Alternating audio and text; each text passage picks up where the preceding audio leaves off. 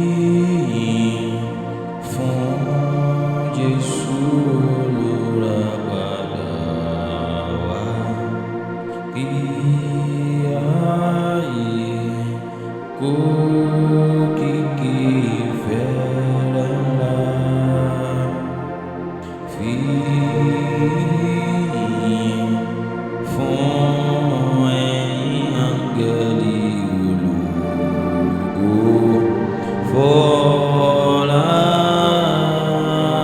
tógo fún orúkọ rẹ̀.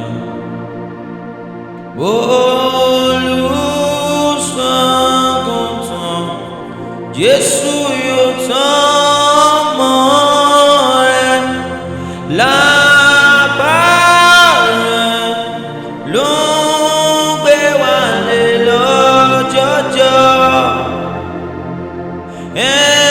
Ẹ̀yin ènìyàn mímọ́ tí ń gòkè sí Síónì, fìyìn fún pẹ̀lú orin ayọ̀. Fìyìn fún Jésù olùràpadà wa, fún àwọn tẹ́jẹ̀ rẹ̀ sílẹ̀ òkú. Òun ni àpáta tìrètí ìgbàlà wa. Yìn Jésù tí a kàn máa gbélébùú. Olùgbàlà tó faradà ìrora ńlá, tí a fi adẹ́gùn dé lórí.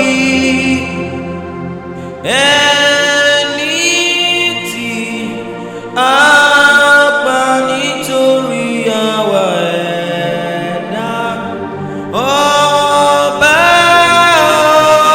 ògo jọba títí láéláé. Fìyìn fún Jésù olùràpadà wa, kí ariwo ìyìn bá ọ̀run kan. Jésù Olúwa jọba láé àti láéláé. Ṣe lọ́ba gbogbo ẹ̀yin alágbára.